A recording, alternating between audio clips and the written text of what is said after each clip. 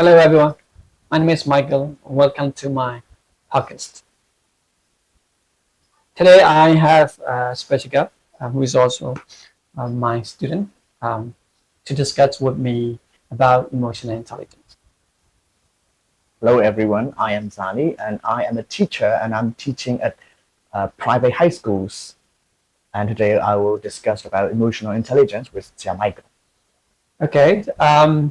Zani, you have been taking my class for about a year already, and then during that time, we have discussed, touched upon a lot of topics, right? One topic that it's very close to our heart is emotional intelligence. Since you're a teacher and I'm a teacher, and we are very, very interested in this. And I like to know your take on why you believe that emotional intelligence is very, very important, especially for the kids nowadays. Well, today's atmosphere, Mhm. today's socioeconomic conditions, Mhm. they are forcing not only adults but also Right. children and students into becoming more miserable. Right. So emotional intelligence has become more important and prevalent than ever before. Right. So that's why I think emotional intelligence is it should be a thing Mhm. now, and since schools are where the students and children are spending most of their time, I Right. think schools are one of the most responsible institutions to impart Mhm. those emotional Mhm. education to children. Right. Because I asked this question because, like, back in the day when I was a student, it wasn't considered to be that important. Not that, I wasn't taught about emotional intelligence when I was a kid. I think I was taught, but people weren't talking about it. And, you wouldn't pick at a book and then read in emotional intelligence. But nowadays, if you want to or walk with teachers, if you're walking with teachers, then you have to know this. Some of the problems that weren't the case back in my days are the case now, and that needs to be addressed nowadays. So another question is: do you think most of the schools nowadays, right, both private and public schools, are focused on addressing or maybe educating, like giving sort of like emotional intelligence education? Well, emotional intelligence has become a thing in later years, Right. as among teachers and their training. Mhm. It is the teachers are taught, the teachers learned Mhm. the emotional intelligence as a separate subject. Right. Um, the thing is, yes, it has become. But I mean, like, if it's a case, I mean, and then that means that these institutions, like school particularly, they are responsible for it, right? They got to educate. Like, for example, I watched. Since I'm interested in education, I watched some videos on emotional intelligence. Like, for example, I read a book by Yuval Noah, 21 Lessons for the 21st Century. In chapter 19, he discussed um, education. So when he gets asked about, what should we be teaching our kids, he said emotional intelligence, because change will be the only constant. That means we'll be changing all the time. What kids have to learn is to change with times. If not, they get left behind. That's not the essence of the education that I had access. Because like when I was young, if you became a doctor, you're going to be a doctor for the rest of your life. If you are an engineer, you will be an engineer for the rest of your life. But nowadays it's different, right? Within a period of, let's say, 5 or 10 years, when people change, what do we say, transform themselves, right? Like you have one career 5 years ago, but now you have totally different career. Like, for example, you yourself, right? Used to go to medical school, and then you decided to change your career. So for him, like he thinks that to be able to become more adaptable. That means like school has to teach their students. That's what it is. But do you think, like since you're working for the school right now, you're teaching kids. Do you think you are also teaching or reminding these kids that one thing for sure that they need to do is to adapt. Yeah. If not, they will not be able to keep up with time. Yeah. Is that what you're doing at school? Is that one of the things that you're doing at school? Yeah, I always remind them that things are changing and things are changing faster than ever. Yes. And it is getting faster and faster, Yeah. year after year. So they need to be really adaptable. It is also discussed in this book that, like hundreds of years ago, thousands of years ago, if you have one job, you can do it for the rest of your life. Yes. It's not the case.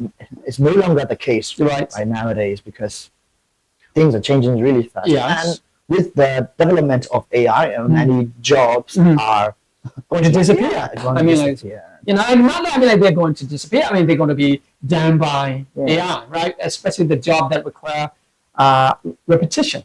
If one, if you were the sort of like a typist, if you work for even for like Facebook or Twitter, right? You can get this replaced by AI. Then you have to find maybe a new job at the age of 30, 35, 40, 45. I mean, if you have to find a new job at the age of 25, because you're young, you're able to learn a new skill and develop a new skill. What about if you were to learn a new skill at the age of 50, this is going to be a problem. And that's what I believe that, we need to teach our kids because they, at least like they wouldn't be able to take life the way that we used to. I used to. For example, now, like, I've been working as a teacher for the last, I don't know, maybe 14, 15 years, something like that. I'm not sure another 14, 15 years I would still be working as a teacher because of the fact that, now we have like ChatGPT and other apps with which you can practice your English, you can learn. I'm not saying that, my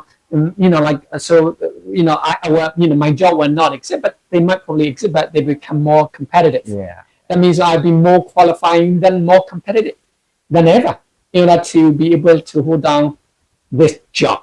So that means, okay, this is of course one of the challenges. What about the other challenges that you think schools and parents need to address for their kids' future? I mean, regarding emotional intelligence, what kind of challenge do you think they need to address? Like addition to me, like obesity and suicide and bullies and all these. There are many problems. We have to say new problems. Yes. That wasn't a thing in our childhood, in our past, in our students' life. But there are many new problems like nowadays. Like the first thing that you mentioned, addiction. Yes. Right. With social media, the students are addicted to like everything, like gaming. Yes. Addicted to everything like gaming and anything that gives them pleasure. Yeah. Yes. That's the thing. Yes. So like that problem, but how do you think like they can overcome? Like, do you think it's possible for them to overcome this addiction problem, like on their own, or do you think like they need mentor, like somebody to guide them, offer guideline, and maybe a teacher, or be parents, or be I don't know, maybe the big brother or something like that?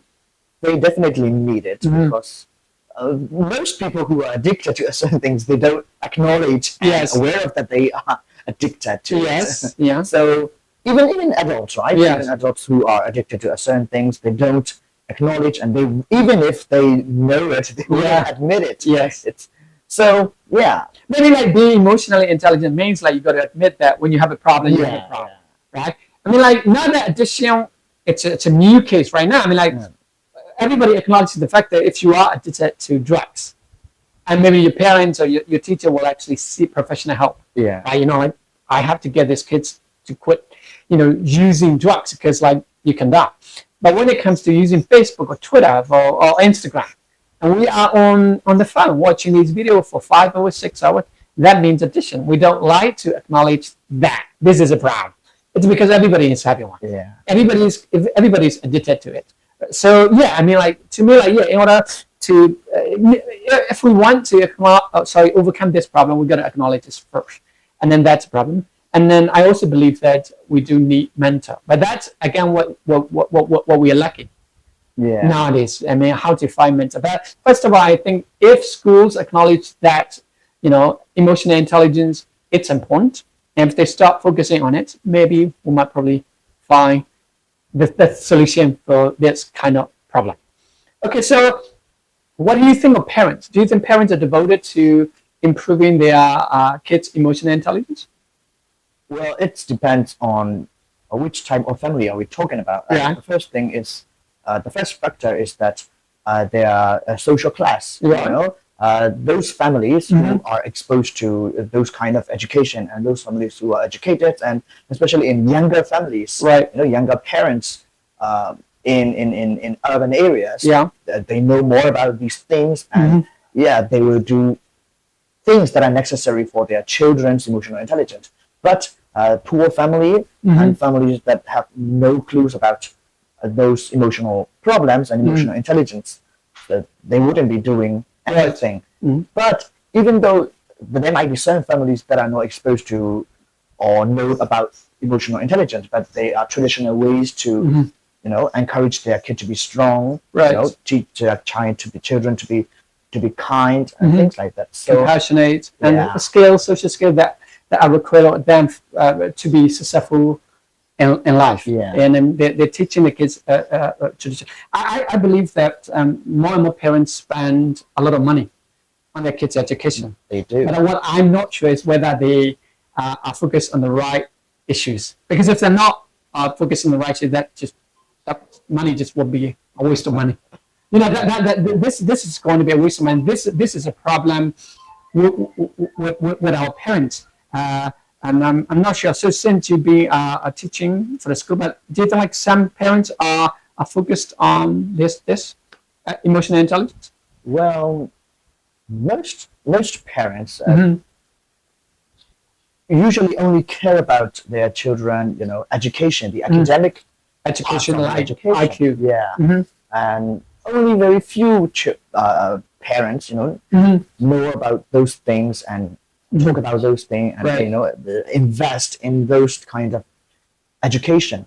Right. So, yeah, I don't think most parents are not into it. You don't think investing in most it. parents are into investing in emotional intelligence? Yeah. They want better grades on their Yeah. kids' report cards. That's tangible result.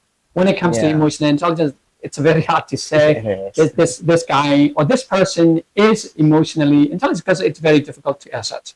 So, okay, what about do you think there are ways for an individual student to improve their emotional intelligence? What do you think that they can do? Yeah, there are many ways, and the first one, and the most easiest one, could be taking up a hobby, right? Right. By having a hobby, you are already preoccupied by pursuing those hobby.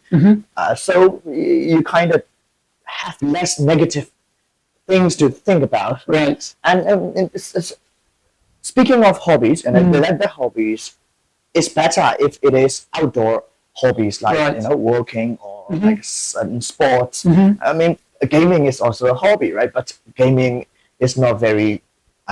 I don't think it's very good for your mental development. Right. You know, I mean, it helps the child, but in the long term, it could develop into an addiction. Right. So yeah, an outdoor hobby is the thing that they can do. Like to, swimming. Yeah. I mean, it's something like I think the kind of hobby that requires them to work with other people. Yeah. The way that I think so. Right? That way they become more collaborative. Yeah. Because most of the problems that they are going to encounter in the future, like climate change, Yeah. like obesity, or traffic jam, these skills are going to require them to be more collaborative Yeah. than ever.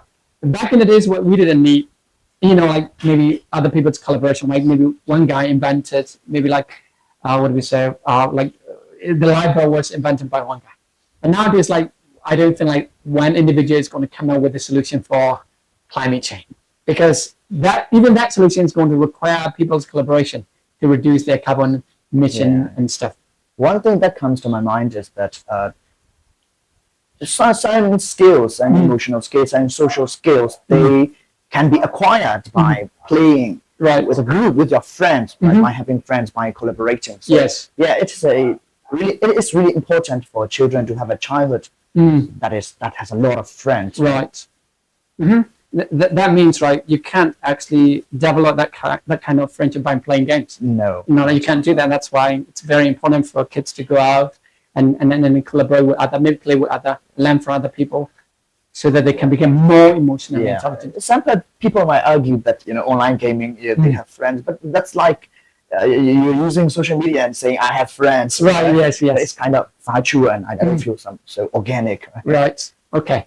Thank you very much. and for your discussion. And then I like to see.